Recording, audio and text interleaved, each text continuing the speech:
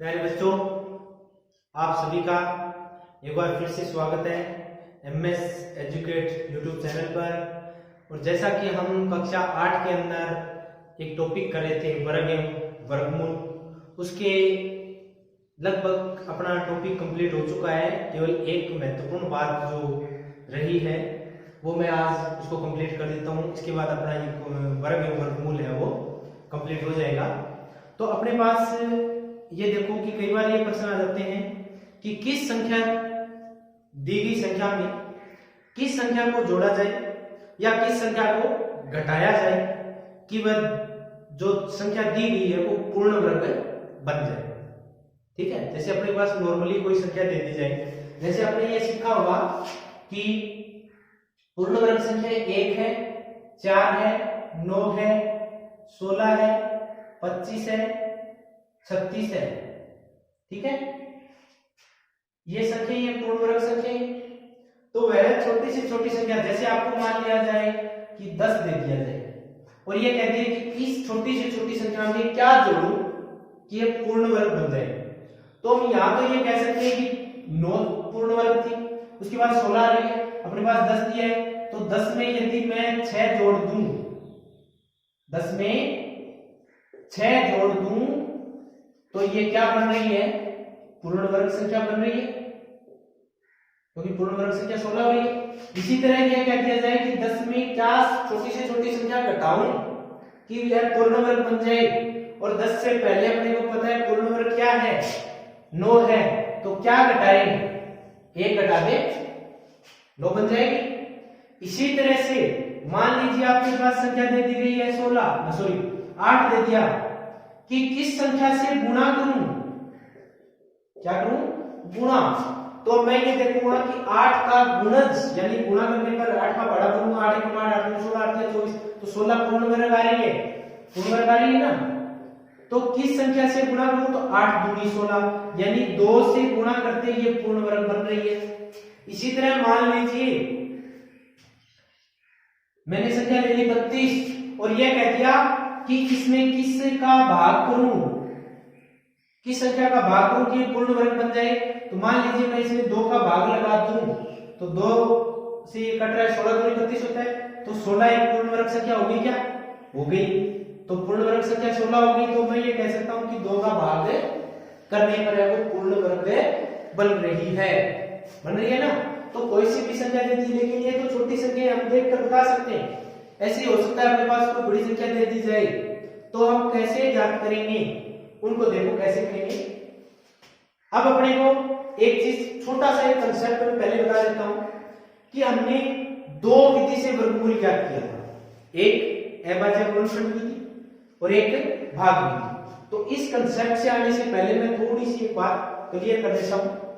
हमने एक बात की थी अभाज्य गुणनखंड विधि से, उसमें मैंने क्या किया था, जैसे मान लो इसी की बात करूं 16 की, तो 16 को अभाज्य गुणनखंड 2 8 16, 2 चौके 8, 2 दूनी 4, 2 एकम 2, यही था।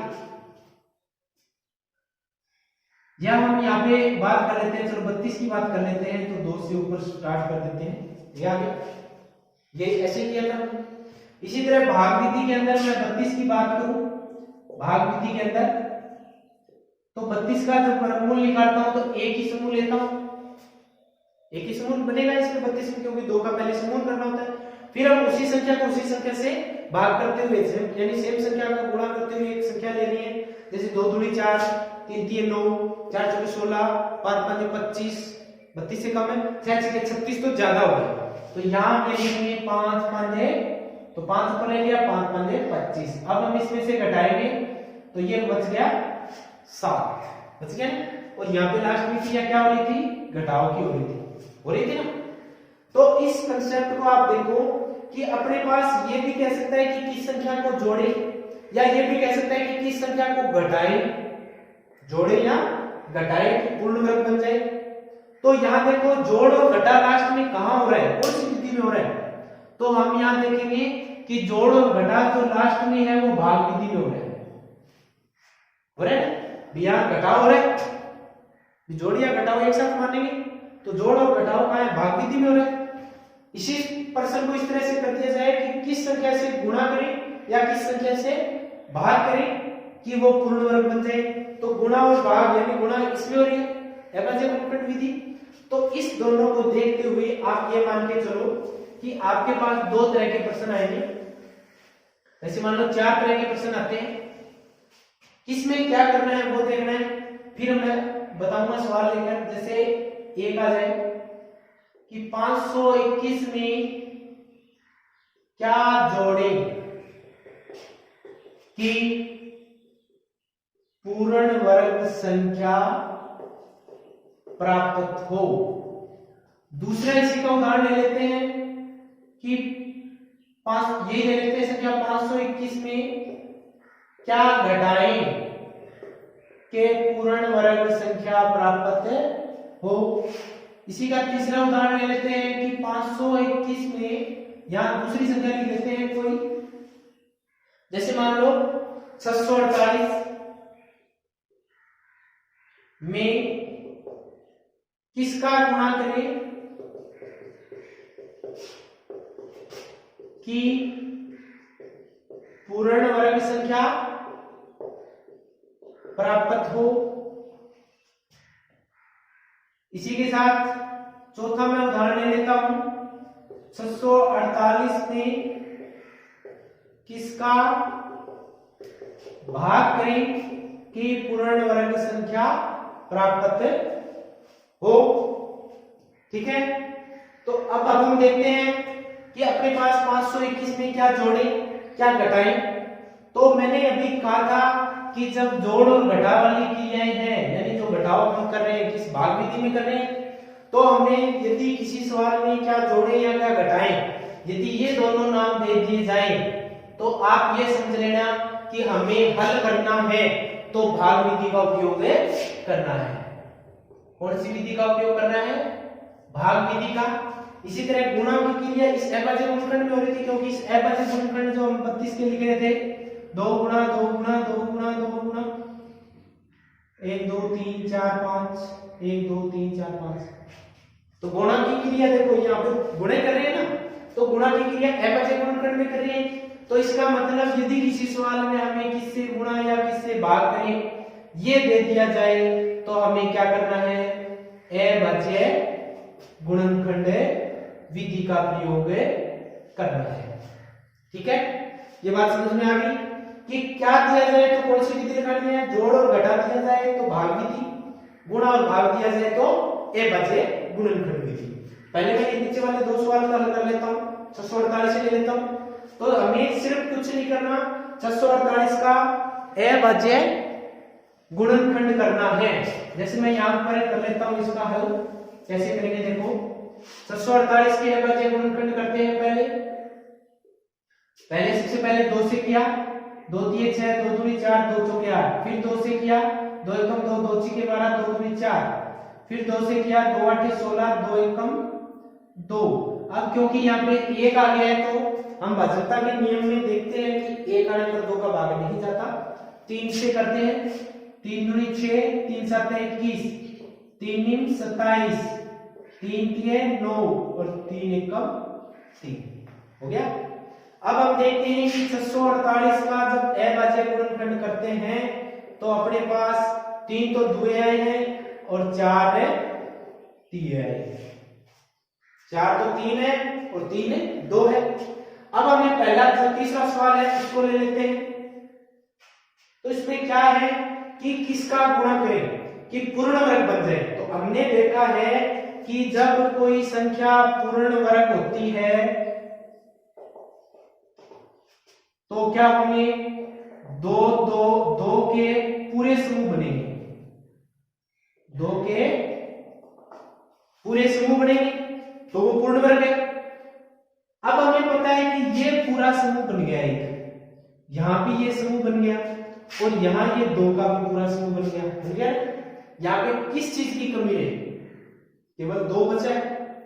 तो यदि मैं इस पूरी संख्या में 2 का गुणा और कर दूं, इस पूरी संख्या में आगे मान लो 2 का गुणा और कर दूं, तो गुणा कर दूंगा तो देखो यहाँ पे इस दो का एक समूह नहीं बन जाएगा क्या? समूह बन गया। समूह बन गया तो ये क्या हो जाएगी? पूरी संख्या बन जाएगी। तो हमारा उत्तर ये आएगा, आगे उत्तर पूर्ण वर्ग संख्या बन रही है और गुणा किसका करना है? 2 का। तो हम लिखेंगे कि 648 में 2 का गुणा करने पर यह पूर्ण वर्ग संख्या बन जाएगी। कई बार ये पूछा तो कौन सी बनेगी, तो गुणा करके लिख दो भाई। 8 दूनी 16, 4 दूनी 8 और 1 9, 6 दूनी 12। और कौन सी पूर्ण वर्ग संख्या बनी है? 1296। ठीक है, आगे समझ में? यानी अपने को समूह पूरे करने हैं, जो अंक बच गया उसी बस वही आ जाए।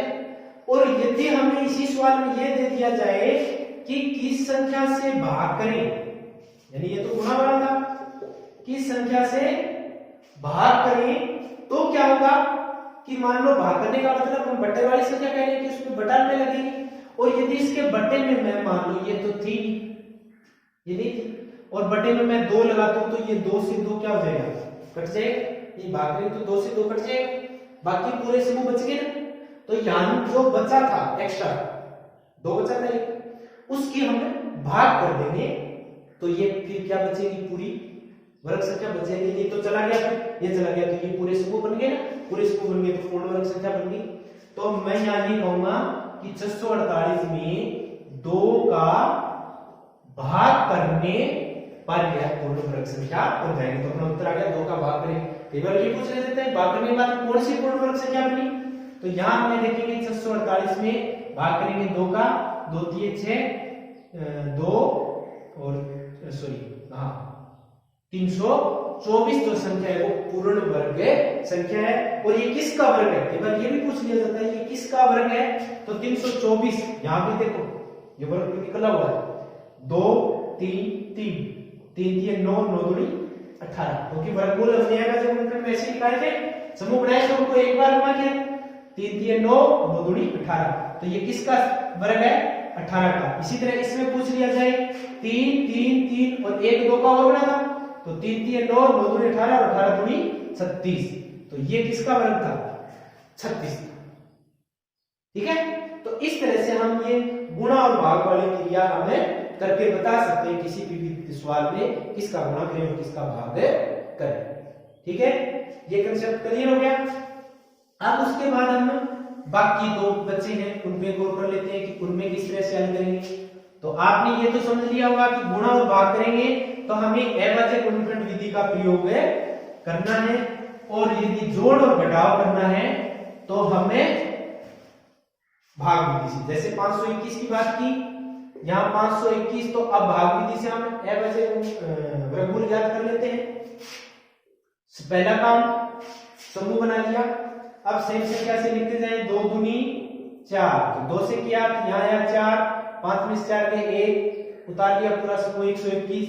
यहाँ पे हम क्या कर रहे थे? दोनों का जोड़ कर रहे थे 4। यहाँ देखते हैं 41 एकम 41, 42 दूनी 84 पूरे 43 भी है तो 129 ज्यादा हो रहे हैं ना, तो 42 दूनी ये हो गया 84। ऊपर 2 आ गए नहीं, 2 से यहाँ घटाते हैं तो कितना बचा? 7 और यहाँ हो गया 8 9 10 11, यानी अपने पास शेष फल कितना बच गया? ये 37 शेष बचा, यही बचा। अब हम पहले दूसरे सवाल को करते हैं कि इस संख्या को घटाएं। मान लीजिए मैं इस 521 में से 37 घटा दूं, जो शेष फल बचा है ये घटा दूं, तो क्या बचेगा मेरे पास? यहाँ कुछ बचेगा क्या? फिर इस संख्या ये 37 तो कम हो जाएगी तो ये कम नहीं हो जाएगा क्या? तो 37 घटाने पर ये पूर्ण वर्ग बन जाएगी। कैसे बनेगी? देखो 521 में से मैं 37 घटा रहा हूं तो मेरे पास बच रहा है 21 ये गए और 6 21 से 27 6 और 16 कम हो गए तो 484। अपने पास क्या बच गए? 484। अब हम यदि 484 में करके देखो भाग विधि से तो 2 दूनी 4, कुछ नहीं बचा, उतारा 84, यहाँ पे 4 आया, 42 दूनी 84, शेषफल कितना आया? 0 आया। ये कंप्लीट हो गया। यानी जो यहाँ शेषफल बचा था भाग विधि से वही यदि हम उस संख्या से घटा देंगे तो फिर शेषफल नहीं बचेगा, नहीं बचेगा तो इसका मतलब है वो पूर्ण वर्ग हो जाएगी। तो ये दूसरा सवाल हमारा क्लियर हो गया है कि 37 से घटाने पर पूर्ण वर्ग संख्या बन जाएगी। पूर्ण वर्ग संख्या बन जाएगी। कौन सी बनेगी?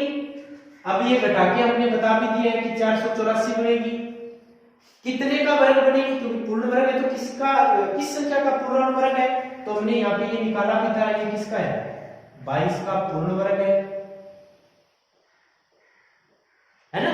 तो एक साथ अपने पास जो भी पूछे वो हम उत्तर दे सकते हैं। ठीक है, अब हम पहली बात पे आते हैं, पहले सवाल में क्या जोड़े। तो यहां भी इसी तरह आपको हल करना है। करने के बाद ये मैंने क्या कहा था, छोटा कहा था। जोड़े वाले में क्या करेंगे, जैसे हमने यहां देखा कि ये क्या था, 2 से कर लिया ना, ये हो गया, यहां कुछ बच रहा है और अपने पास ऊपर कौन सी संख्या आ रही है, 22 आ रही है। तो हम इससे एक ज्यादा ले लेंगे क्योंकि जोड़े तो बड़ी संख्या आएगी ना, तो हम इससे एक ज्यादा संख्या ले लेंगे। तो कितनी आई? 23। हम 23 का वर्ग कर देंगे, 23 का वर्ग करिए। 23 का जब जैसे ही वर्ग करेंगे, 23 गुणा 23, या तो ये कर ले, एक तरीका तो ये हो गया। दूसरा हम इस तरह से कर सकते हैं कि यहां पे हम देखते हैं 42 दूनी है, यहां हम ये कर लेंगे 43 दिए, यानी एक अंक तो बड़ा ही करना है अपने। तो 3 दिए 9, 4 दिए 12, ये कितना हो गया? 129। जबकि अपने पास यहां पे था कितना? 121। कितने बच गए? 121 ही था और 43 करने पर हो रहा है 129। तो यदि यहाँ पे 129 हो जाए ये तो पूरा हो जाएगा। तो कितना बच रहा है? 8 कम हो रहा है, यानी ये जो ऊपर हमारे पास था वो इसमें से घटा दे तो 8 कम हो रहा है। तो ये कितना हो गया? ये 529 आएगा इसका। तो 8 बच गए ना। तो यदि मैं 8 को जोड़ दूं, यहां 8 आ गया ना, यानी इस 100, ये देखो यहाँ पे, क्योंकि यहाँ पे तो ये तो मैंने कम किया था, अब इससे एक ज्यादा कर दूं, एक ज्यादा कर दिया तो ये आ गया 129। और 129 यहाँ पे जो संख्या लिख रहे थे उससे पहले जो संख्या थी ना ऊपरी उतारने के बाद 121 थी, इसमें से घटा दें तो उत्तर आ रहा है 8। तो जैसे ही मैं 8 जोड़ूंगा इस संख्या में तो 529 आ गया। तो ये क्या होगी? पूर्ण वर्ग संख्या होगी। किसका वर्ग हुई? तो क्योंकि यहाँ पे तो ये 22 था और मैंने क्या किया? 3 कर दिया। तो ये 529 किसका है? 23 का पूर्ण वर्ग है। तो इस तरह से हमें जो भी सवाल पूछे जोड़ और घटाव के लिए तो इसमें करना है। सिर्फ जोड़ वाले में ध्यान रखना है कि लास्ट में आपको जैसे शेषफल बचे उसके बाद आप इसका एक अधिक करके ऊपर वाली संख्या में से घटा दो, इसको इसमें से घटा दो, सॉरी इसमें जो यदि एक ज्यादा करेंगे ना तो 129 आया, इसमें से ये घटा दो 121। ठीक है, जो उत्तर आएगा वो हम ये कहेंगे कि ये जोड़ने पर है वो पूरा वर्ग हो जाएगा। ठीक है, तो इस तरह से हमने वो वर्ग और वर्गमूल के ये जो 4 सवाल हमारे रह गए थे वो भी हमने कर लिए हैं। और अब अपना जो वर्ग और वर्गमूल जो कंसेप्ट है वो पूरा कंप्लीट हो चुका है। तो आपको यदि कोई दिक्कत आ रही हो तो आप किसी भी सवाल को इनको वर्ग और वर्गमूल के निकालने में तो आप 2 तरीकों से कर सकते हो। हम क्या करेंगे कि इन जो सवाल आपको समझ में नहीं आया, आप उस सवाल की फोटो खींचकर मेरे नंबर पर व्हाट्सएप कर सकते हो। ये मेरा मोबाइल नंबर है, इन नंबरों पे आप व्हाट्सएप कर देना उस सवाल को।